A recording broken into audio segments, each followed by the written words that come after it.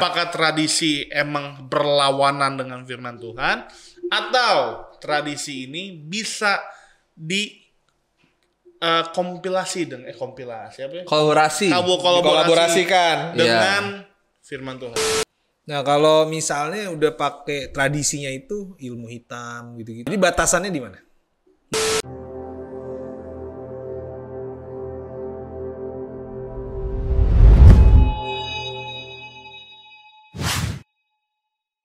Susahnya jadi Kristen. Oke.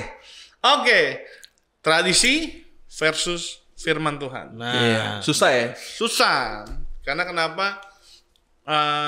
Gue rasa juga ini yang dialami oleh penginjil-penginjil zaman dulu ya. Iya.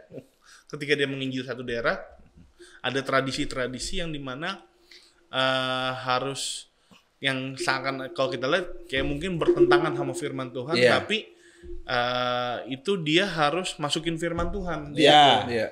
Nah itu gimana tuh? Nah, coba Pak Nando nih. Apakah tradisi emang berlawanan dengan firman Tuhan, atau tradisi ini bisa kompilasi dengan kolaborasikan dengan firman Tuhan. Nah, yang kedua lebih tepatnya, ya. Jadi sebatas kita memakai tradisi itu, kita tidak mengimankan tradisi itu kan. Nah, gue kasih contoh deh. Di Indonesia aja deh, kalau di luar negeri banyak banget ya kan. Di Indonesia ada satu orang namanya Ki Sadrak. Dia itu kalau kita tahu siapa orang Kristen pertama di Jawa, itu dia yang bertobat, ya kan? Lahir di Purworejo, gue atau tahun 1800-an gue nggak salah. Nah, ketika dia bertobat, dia menginjil orang-orang Jawa itu caranya dengan pakai wayang. Gitu. Dari wayang itu yang notabene itu karena orang Jawa suka nonton wayang. Oke. Mungkin juga di wayang itu mungkin ya, gue takut salah juga ya, mungkin juga ada cerita nenek moyang kejawennya, ya kan? Mungkin ada unsur-unsur magisnya juga ada gitu. Tapi dia pakai itu yang dimana kalau mungkin di era sekarang, jangan tuh magis gitu kan, atau apa gitu kan. Tapi dia pakai itu untuk menginjil. Itu kisah. Apakah dia salah? Buktinya GKJ, Gereja Kristen Jawa itu akhir dari situ kan. Nah, ada lagi siapa lagi? Tapi yang berbeda seperti kayak William Carey. Yang kita tahu penginjil terbesar kan, salah satu terbesar tuh di India. Memang dia mengubah budaya. Salah satunya adalah bakar mayat tuh, ya kan, di India itu kan. Bakar mayatnya artinya ketika suaminya meninggal, istrinya harus ngikut. Nah, di situ dia, kok bisa begitu? Itu ajaran apa nih? Akhirnya dia pelan-pelan dengan susah payah dia bisa mengubah budaya itu kan. Nah, tetapi yang gue tekankan adalah kita sebagai seorang penginjil, sebagai seorang pelayan Tuhan, harusnya kita jangan menolak mentah-mentah budaya itu. Kalau bahasa Indonesia itu kayak bahasa Jawa itu tuang nuwun apa sih, permisi Pak, ya kan gitu. Kita harus mampir di suatu tempat, kita harus hargai budaya setempat. Tetapi kita nggak mengimankan itu kayak gitu kan. Itu kan budaya yang sudah berakar ribuan tahun. Bahkan sebelum agama ada, itu udah ada. Gitu kan. Jadi sebisa mungkin ya kita minta hikmat sama Tuhan. Tuhan, saya harus ikuti sebatas mana dan imankannya seperti apa gitu kan. Nah, itu jadi hal-hal itu mungkin kalau kita telah mentah-mentah tradisi, kita menjadi orang yang jadi orang yang malah dibenci gitu sama rakyat setempat itu. Ya, kita lihat banyak penginjil-penginjil yang berhasil dalam penginjilannya karena dia mengkolaborasikan tradisi itu kayak gitu. Malah lewat tradisi itu mereka bisa mengenal Tuhan gitu. Jadi kita kasih hikmat lah. Kisah pakai wayang, mungkin wayang tuh lakon wayang seperti apa, dia bisa menggambarkan ini loh, ini seperti Yesus Kristus, ya kan, yang rela mati, mungkin seperti itu. Jadi tradisi itu tampakkan. Jadi jangan menghindar, apalagi menolak, apalagi mengancam untuk ditiadakan tradisi itu, tetapi ya kolaborasi gitu. Mungkin kalau hal ini tuh ada satu mata kuliah dalam teologi tuh namanya kontekstual teologi kan. Nah, itu sampai sekarang.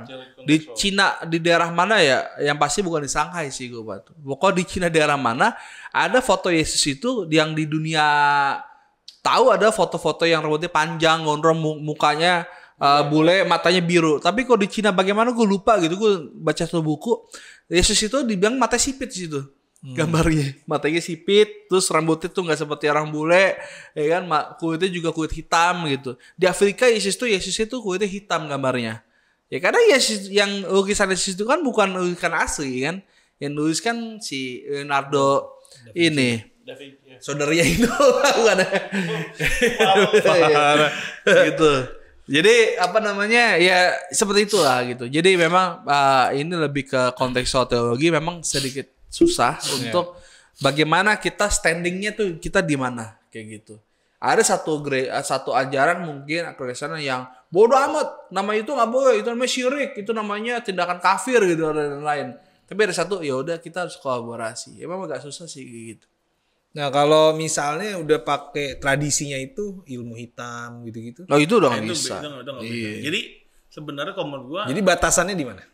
Nah batasannya kita nggak mengimankan ilmu hitam itu sebagai yang kita imani. Jadi gini, ini contoh nih ya di gereja gue tuh waktu di Maluku Utara di Tobelo. Jadi kan Maluku nih ya, Maluku Utara yang dimana cakalele semua tuh ada situ. Jadi di gereja gue kalau ada tamu undangan, contoh inget banget waktu ada ketua sinode GBI pada waktu itu Japarin Marbun datang tuh. Nah pas datang gue anak-anak kecil nih, pagi-pagi udah siap-siap nih, baju rapi, pakai baju-baju yang Maluku gitu kan. Gue tanya mau kemana gitu, mau cakalele itu, Om Nando gitu. Oh gitu, di mana gitu, di bandara mau jamu tamu. Gue tanya kan. Sama yang lain, emang kalau ada tamu datang itu tuh cakalele itu ini ya tarian yang tamu datang. Oh iya gitu. Nanti pas turun dari pesawat atau turun dari mobil, mereka cakalele di situ. Gitu. Jadi dan itu orang gereja, orang sekolah minggu, anak youth yang cakalele gitu. Dan dia orang Kristen gitu kan. Jadi ya benar tadi. Jadi cakalele itu ya kita pakai bisa untuk emang tarian. Betul. Dan itu bagus, indah gitu kan. Yang gitu-gitu kan apa sih namanya? Pedang-pedangnya itu namanya, parangnya begitu itu bagus, indah. Terus orang datang tamu. Jadi sekarang dijadiin sebagai tarian selamat datang. Kayak gitu. Ya ternyata ada juga selain pakai itu ya cakalele itu di jangan sampai roh nenek moyang. Rohnya melibatkan roh. Iya gitu.